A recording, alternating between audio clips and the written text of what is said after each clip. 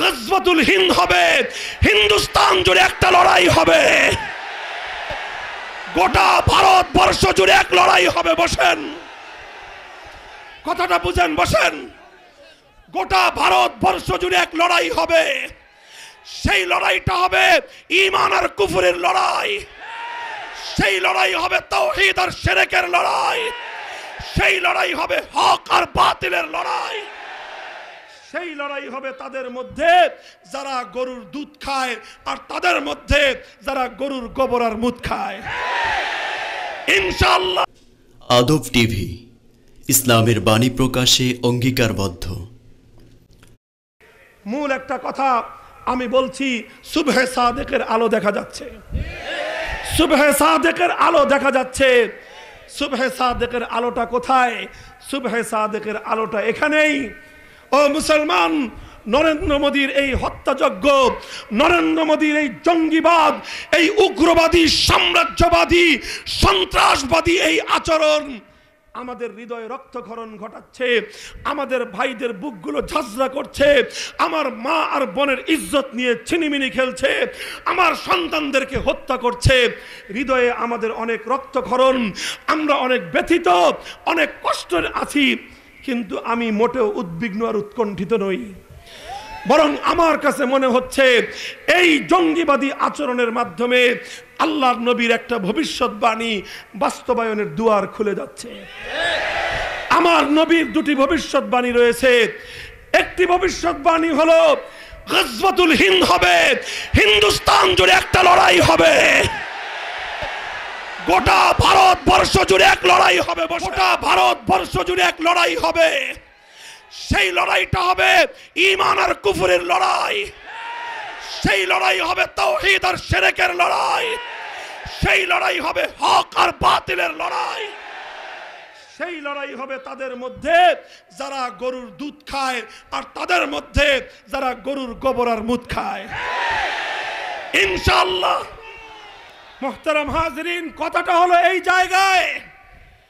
একদিকে আল্লাহর নবী বলেছেন কিয়ামতের আগ দিয়ে খোরাসান থেকে একটা অশ্বারোহী বাহিনী তৈরি হবে। 29শে ফেব্রুয়ারি মাতাল ডোনাল্ড ট্রাম্প দস্তখতে স্বাক্ষর করে, দাসখতে স্বাক্ষর করে খোরাসানের অশ্বারোহী বাহিনীর আগাম বার্তা দিয়ে দিয়েছে দুনিয়াকে। আরেকদিকে আল্লাহর নবী বলেছেন গোটা হিন্দুস্তান জুড়ে হক আর বাতিলের লড়াই হবে। সেই লড়াইয়ে মুসলমান যারা অংশগ্রহণ করবে তারা হবে সর্বশ্রেষ্ঠ শহীদ। সেই লড়াইয়ে যারা শাহাদাত বরণ করবে তারা হবে সর্বশ্রেষ্ঠ শহীদ। ও দুনিয়ার মুসলমান, আল্লাহর নবীর হাদিসের আলোকে বোঝা যায় চূড়ান্ত লড়াইয়ে গজওয়াতুল হিন্দ যখন শুরু হবে, 80 কোটি মুসলমান, 125 কোটি মুসলমান যদি আল্লাহু আকবারের ধ্বনি নিয়ে, শাহজালালের তরবারি নিয়ে তারা যদি ময়দানে নেমে পড়ে, ভারতবর্ষ নয় সারা দুনিয়া জুড়ে কালেমার পতাকা উড়বার রাস্তা তৈরি হয়ে যাবে। আমি আবার আমার বাংলাদেশের কথা বলছি, আমার জাতির কথা বলছি, মুসলিম জাতির ঐতিহ্যের কথা বলে শেষ করছি। মুসলমানরা সবসময় শান্তি চায়, বাংলাদেশ শান্তি চায়, বাংলাদেশ যুদ্ধ চায় না, সম্প্রীতি চায়, বাংলাদেশ সাম্প্রদায়িকতা চায় না, সম্প্রীতি চায়, বাংলাদেশ লড়াই চাই না, আমরা বন্ধুত্ব চাই, আমরা সংঘাত চাই না, ভ্রাতৃত্ব চাই। এজন্য এদেশের 16 কোটি মুসলমান আর 2 কোটি সাধারণ অমুসলিম জনগণ, 18 কোটি বাংলার সম্প্রীতির পতাকাবাহী মানুষের একটাই মন্তব্য, সেটা হলো ভারত থেকে মানবিক কোনো নেতা আসুক, মহাত্মা গান্ধীর মতো কেউ আসুক, নেহরুর মতো কেউ আসুক, ইন্দিরা গান্ধীর মতো কেউ আসুক, মনমোহনের মতো কেউ আসুক, বাংলাদেশের মানুষ ফুল দিয়ে বরণ করতে কার্পণ্য করবে না। কিন্তু যেই নরেন্দ্র মোদী আর অমিত শাহ 2 কালপিট, আজ গোটা ভারতবর্ষ জুড়ে আজকে যুদ্ধাঙ্গী মনোভাব তৈরি করে দিয়েছে। গোটা ভারতের জনগণ হিন্দু মুসলিম নির্বিশেষে আজকে মোদী আর অমিত শাহর বিরুদ্ধে গোটা ভারতের রাস্তায় নেমে এসেছে। আমরা সেই শান্তিপ্রিয় মানুষের সঙ্গে ঐক্য এবং সংহতি প্রকাশ করতে চাই। আমাদের স্বাধীনতার মহান নেতা বঙ্গবন্ধু শেখ মুজিবুর রহমান, বিতর্ক থাকতে পারে রাজনীতি নিয়ে, কিন্তু জাতির স্বাধীনতা নিয়ে, স্বাধীনতার মহান নেতাকে নিয়ে এদেশের মানুষ সম্মান এবং শ্রদ্ধা জানাতে কোনো বিভেদ করে না। তার জন্মশতবার্ষিকী বাংলাদেশের জন্য একটি ঐতিহাসিক ঘটনা। জন্মশতবার্ষিকী উদযাপন করা হোক এবং এটাতে এমন কিছু না হয় যাতে বাংলাদেশের কলঙ্ক হয়, এমন কিছু না হয় বঙ্গবন্ধুর সম্প্রীতির আদর্শের উপর কালিমা পড়ে যায়। কাজেই 18 কোটি মানুষের মতামত, 18 কোটি মানুষের কথা হলো এক।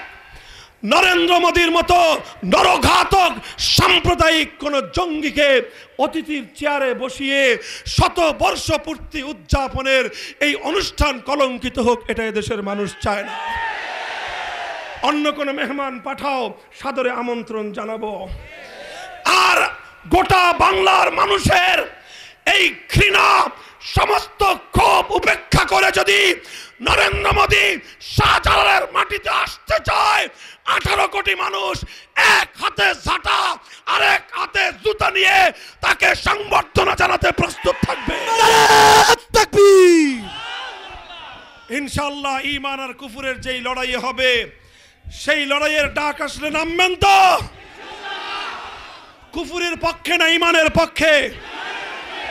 বাতিলের পক্ষে না হকের পক্ষে? শিরকের পক্ষে না তাওহীদের পক্ষে?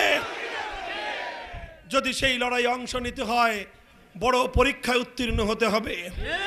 সেই পরীক্ষায় পাশ করবার জন্য একটা শক্তির প্রয়োজন। সেই শক্তির নাম হলো ঈমানী শক্তি। ঈমানী বলে বলিয়ান হতে প্রস্তুত আছেন তো? উলামায়ে কেরাম জাতিকে নেতৃত্ব দেওয়ার জন্য প্রস্তুতি গ্রহণ করেন। আগামী প্রজন্মের আলেমদেরকে আগামী বিশ্ব নেতৃত্বের উপযোগী করে গড়ে তুলেন। সংকীর্ণ চিন্তা পরিহার করুন, সব ঐক্যবদ্ধ এক কাতারে এসে শামিল হয়ে যান। বাংলাদেশের প্রেক্ষাপটে কাদিয়ানি বাদে যত ইসলাম আছে, যারা ইসলাম ভালোবাসো, কোরআন সুন্নাহকে ভালোবাসো, ক্ষুদ্র ভেদাভেদ ভুলে গিয়ে সব এক কাতারে আসো। দিল্লির মুসলমানদের নিরাপত্তা বিধানের জন্য ভারতবর্ষ জুড়ে মুসলমানদের বিরুদ্ধে আগ্রাসন রুখে দাঁড়াবার জন্য এক কাতারে শামিল হতে প্রস্তুত আছো তো? আল্লাহ পাক কবুল করেন, তৌফিক দান করেন। আমার বাংলাদেশ সংরক্ষিত থাকুক, আমার মুসলিম উম্মাহ দীর্ঘজীবী হোক, ইসলাম কিয়ামত পর্যন্ত সংরক্ষিত, মাথা উঁচু, ঝান্ডা উঁচু অবস্থায় নিরাপদে থাকুক। ওয়া আখিরু দাওয়ানা আনিল হামদুলিল্লাহি রাব্বিল আলামিন। আসসালামু আলাইকুম ওয়া রাহমাতুল্লাহ।